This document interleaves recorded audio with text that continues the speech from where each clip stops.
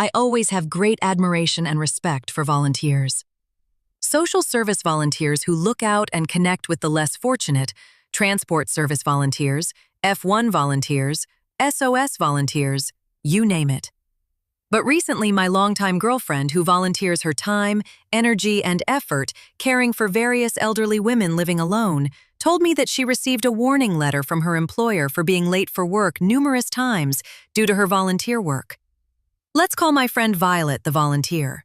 A typical call for Violet to report for action entails an elderly woman living alone either falling or injuring herself at home, or because of mental health issues, messing up the whole flat and breaking everything she could lay her hands on. Violet works shifts from 11 a.m. to 7 p.m. on most days, and told the care agency to assign her volunteer tasks between 6 a.m. and 10 a.m., a very smart and logical arrangement. The problems that arose that resulted in her being late for work typically were cases that start after 8 a.m. on a workday. She will receive the call for help at a certain HDB flat. Yes, she has 5 cases assigned to her, not far from her home. And because she's not paid as a volunteer and working a comparatively low-paid retail job, she makes a judgment call whether to take public transport or book a ride to the emergency address. The cases that caused her to be late for work normally are cases of an elderly woman cutting vegetables while refusing to let go of a kitchen knife in her right hand.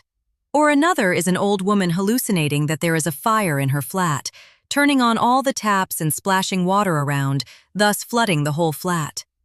These cases take a lot of time, a lot of hours to resolve each time. She was the only first responder and had to decide on the remedial actions alone, whether to call the SCDF or police, or wait for a full-time salaried care worker to take over and support her, or resolve the problem on her own alone.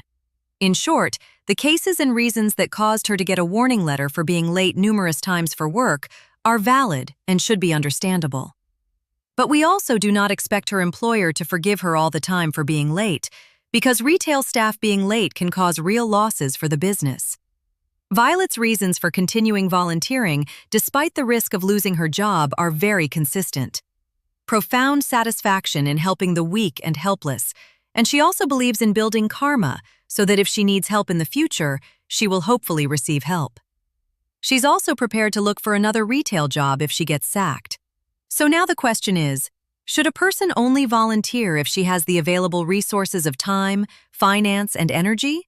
Or, like how the other side of the argument says, volunteerism takes sacrifice, and if the sacrifice proves to be too great a price to pay, so be it. Listening to Violet's sharing, what do you think?